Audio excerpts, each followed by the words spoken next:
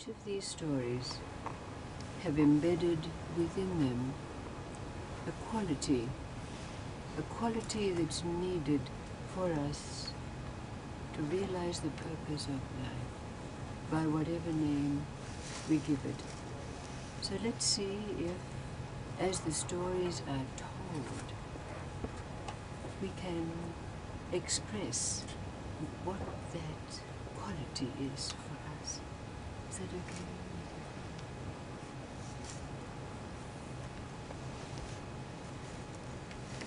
They're simple stories from 3 different persuasions.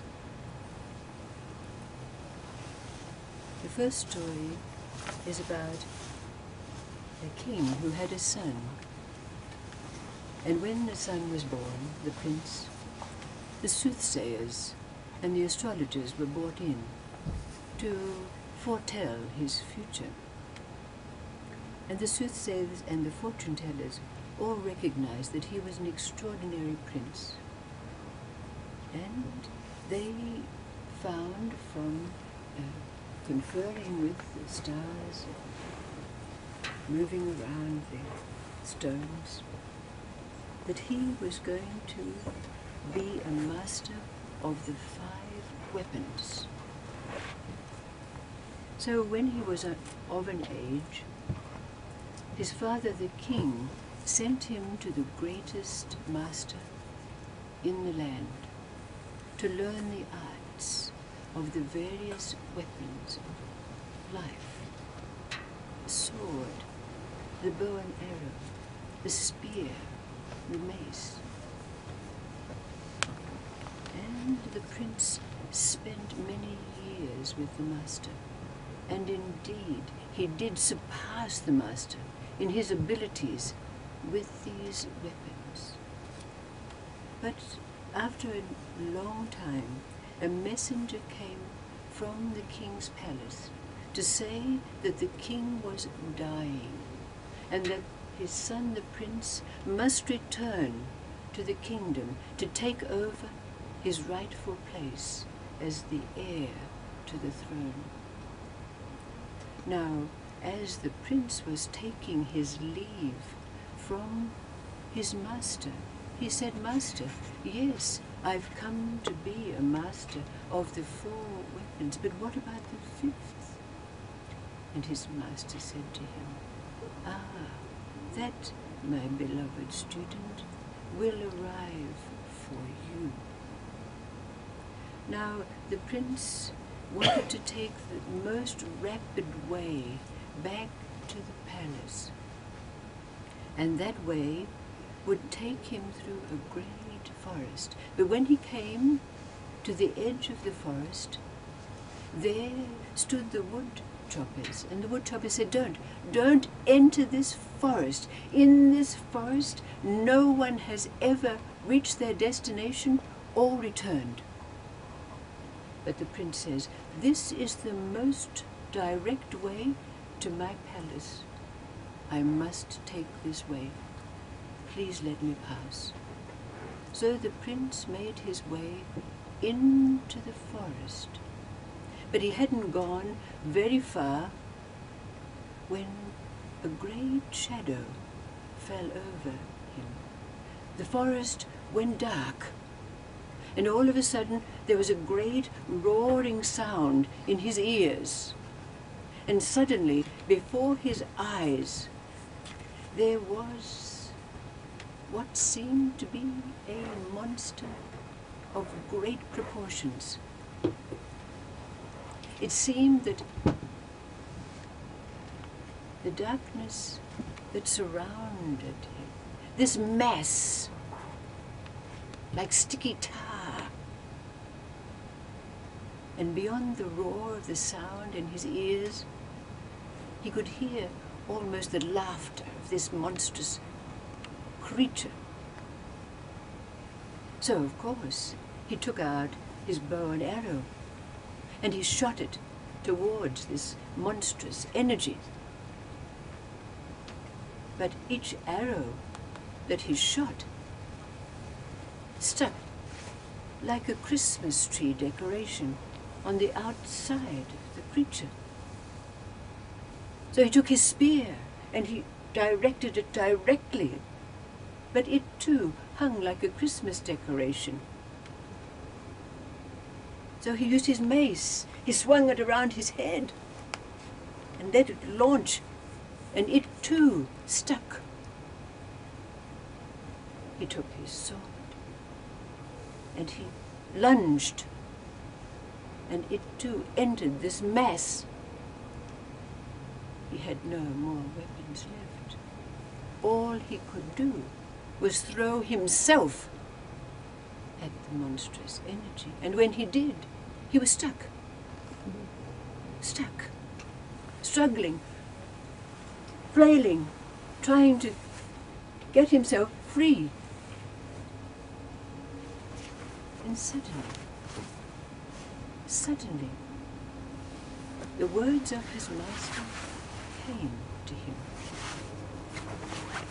The fifth weapon will arrive. And the prince became still. And suddenly, within the mass, it seemed that a voice spoke to him.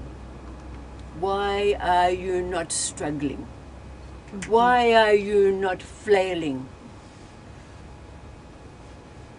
And the prince replied silently within him, it is because I no longer have fear of you.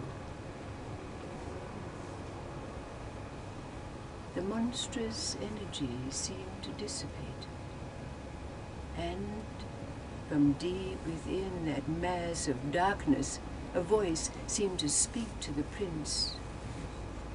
I release you. Go on your way.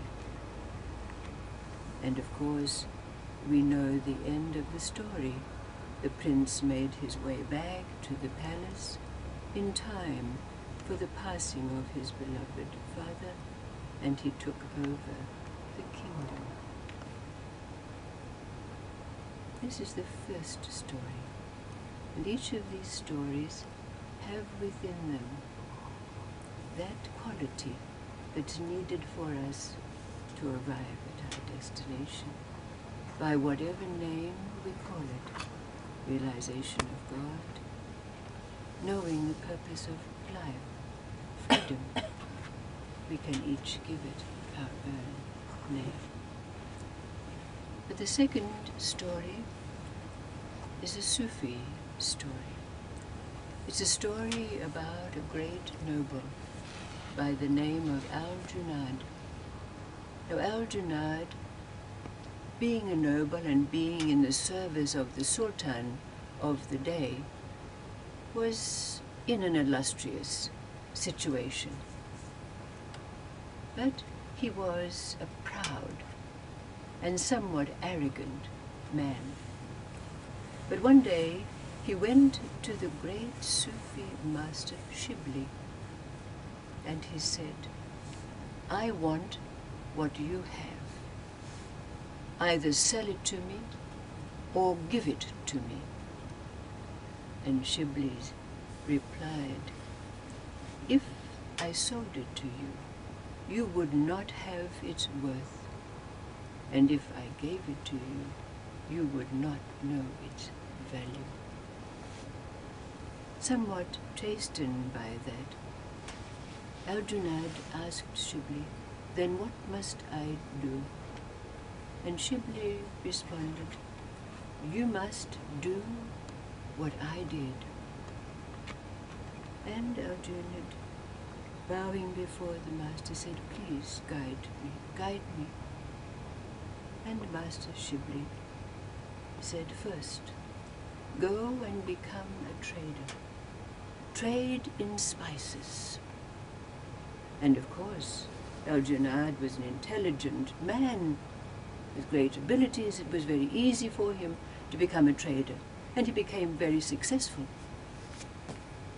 But after some time, his master said, now it is time for you to return to that place where you were a governor for some time. and during your time as a governor, you caused many people to suffer. Go and make retribution to each of those you have shamed. So Aljuna went back to the province where he was once a governor, and there he did, indeed, make retribution to all he met for the suffering that he had inflicted on them. And then he came back to his master Shibli, and the master Shibli said, "Now you must become a beggar." And Aljuna was sent out in the streets with a begging bowl. But there were days when he brought back the contents of that begging bowl, and the master did not even give him coins with which to buy food. So Aljuna went hungry. And in time, Aljuna became a servant of the servants of Shibli. After some years, Aljuna became a great Sufi sheikh. But you know, nobility is nobility, and he still remained with that demeanor of a noble. But because of his situation, people sneered at him, scorned him. And he used to say, "To your mind, I am mad, and to my mind, you are sane. But I wish to increase the power of my madness, because my power of madness is from the power of love." This is the second. What was the last sentence, please? Pardon? What was the last sentence, please? The Because last sentence. my madness is from the power of love. So this is the second story. What you might say is the second quality that's needed to allow us to reach our goal. And the third story is the story of a poor man and his wife. The poor man used to be a day laborer, taking his spade and his mattock out to earn a living, to put bread on the table. But times were very hard. He could hardly find any work at all. But fortunately, his wife was employed as a chambermaid in the harem of the princess of the realm. So his wife was able to bring a little food to put on the table. But one day, the wife was ill and was not able to go to her work in the chamber of the princess. But if she did not go to work, there was no food to be put on the table. So she said to her husband, "You must go. You must dress yourself as a woman and take my place in the chamber of the princess." What could he do? There would be no food on the table if he didn't do as his wife requested. So indeed, this is what he did. He dressed himself as a woman, and he went to the chamber of the princess. But during the course of the day, when he was fulfilling his duties, the princess came out of her bath and he caught sight of her. Instantly, he had never in his life seen anything so exquisitely beautiful. In a moment, he was totally besotted with her.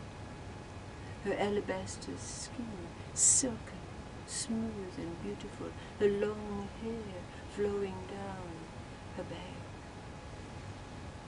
So at the end of the day, he went back to his home. But he was changed after this.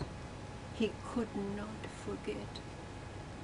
In his mind, he could picture, he could see her. The movement, the silken movement of her body as it flowed. He couldn't eat. He couldn't sleep. And his wife knew that there was something very wrong. He seemed to be fading away. He used to sit and sigh.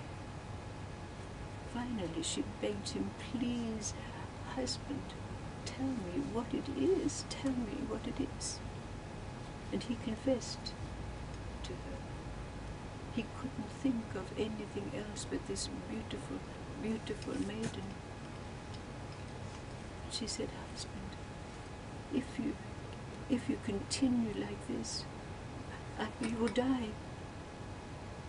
So she took it upon herself. Taking great courage, she went to the princess and explained the situation. "Please help us." The princess explained, "Well, you know that it is not permitted for me to speak to a man." But then she said, "But remember, each week on a certain day, I go to the temple to give alms to the monks. Why don't you suggest to your husband that he dress himself as a monk and join the temple? And then I will be able to speak with him." Oh, he was so excited about this. Immediately, he borrowed the words of the monk. And he couldn't wait for the day to come when he could go to the temple and hear her voice. But when he arrived at the temple, all of the monks were lined up, sitting cross-legged, chanting. So, of course, he had to join this throng. So he sat himself down, cross-legged, and listening to the chant of the monks, "Rama, Rama, Rama, Rama." And so he chanted, "Rama, Rama," but in his mind he was thinking of what the princess would say to him, how it would feel when he heard her voice in his ears, to smell her perfume beside him. So he went over and his heart beat faster. Rama, Rama, ringing in his ears, "Rama, Rama, Rama." And then something happened. The voice in his head grew faint, and Rama,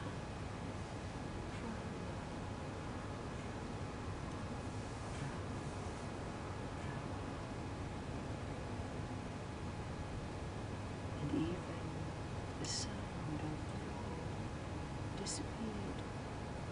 And this time the princess came in, and she went from monk to monk, handing out the alms that were usually given.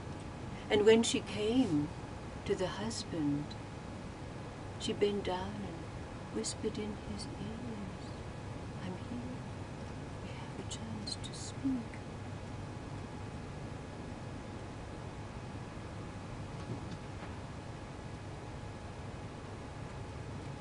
Again, she whispered in his ear, even touching his monk's clothing. So the princess moved on from monk to monk. The monks, of course, finished their chant. But the husband remained with her. His wife came and tried to awaken him.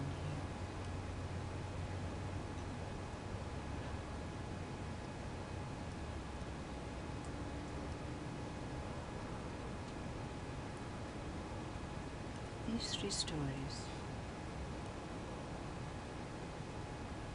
embedded in each of them, quality.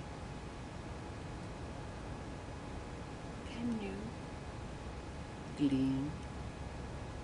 Would you share what it is that you feel these qualities are? We each of us have our experiences on our path, and we've learned those things that are necessary to bring us to our destination. Can you express them? What do these stories mean?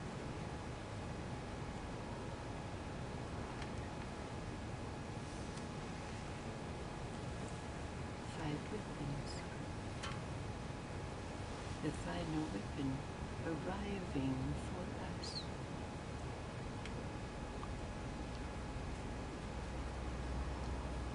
Aljuna, through the progression, the peeling off,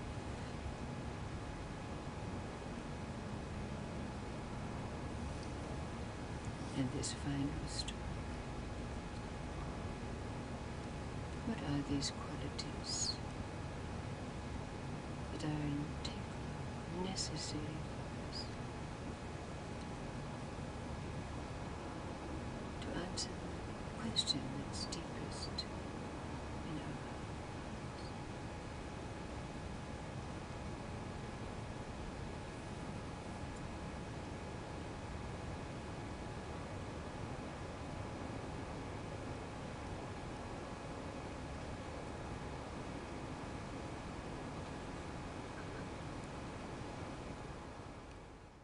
He sent his servant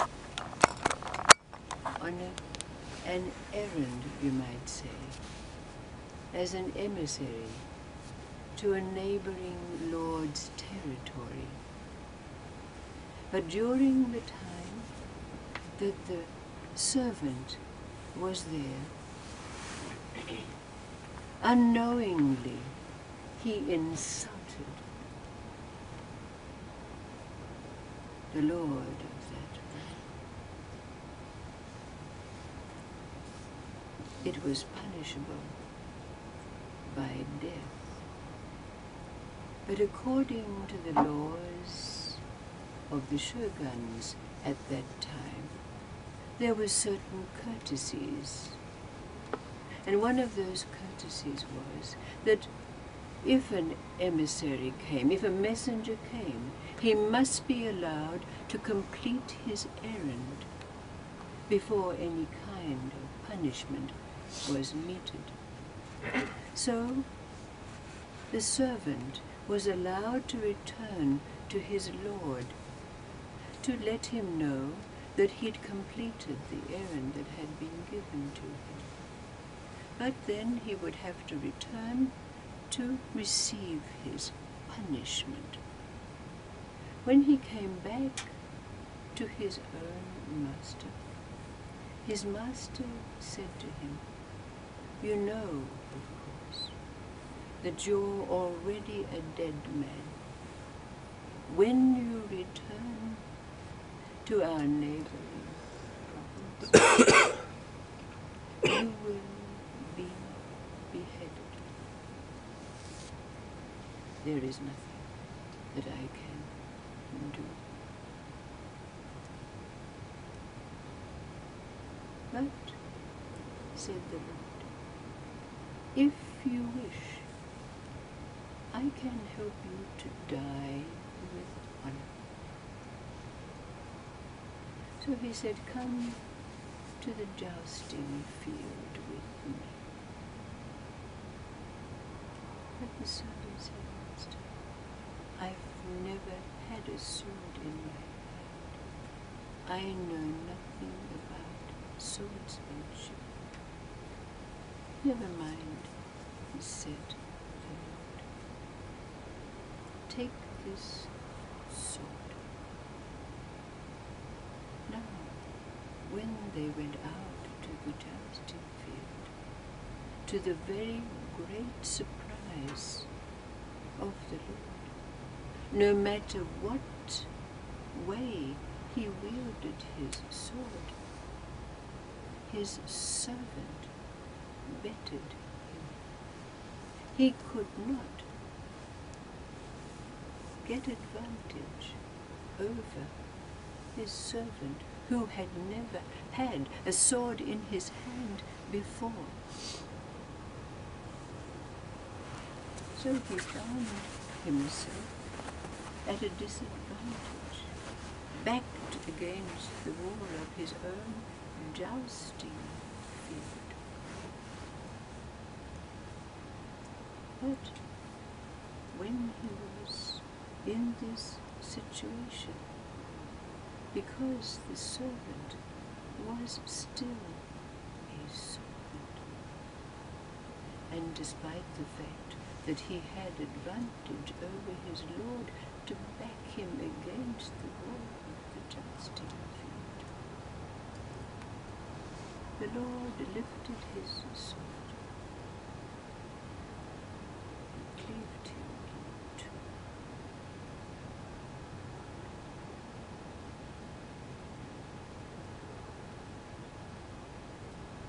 These stories with the three qualities that we need to arrive at our destination.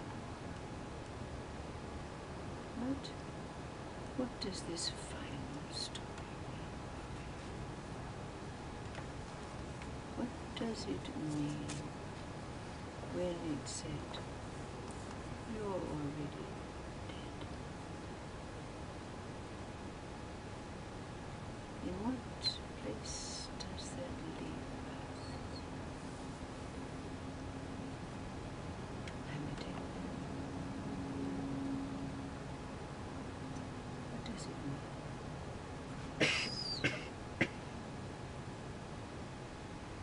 Not surrender. To what would we surrender?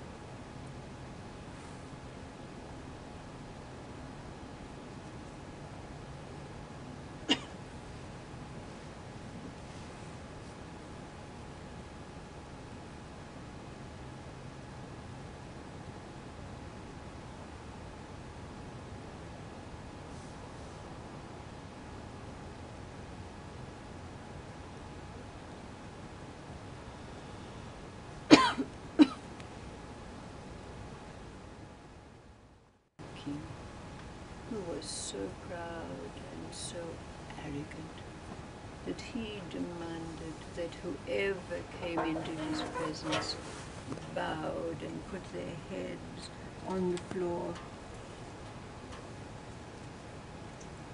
One day he gave a great reception for all his subjects, and when they were all gathered, he came out with great pomp and ceremony in all his regalia, and everyone bowed with their heads on the floor, except one man, an old hermit, who stood at the back of the reception hall. But when the king saw that he did not bow before him, was very angry.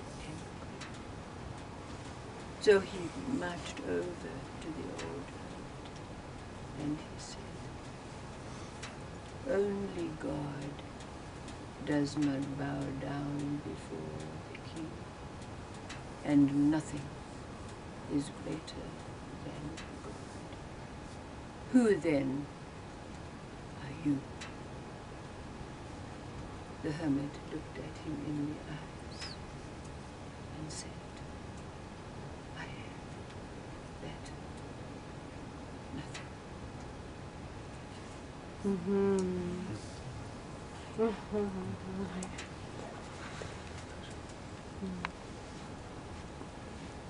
Thank you.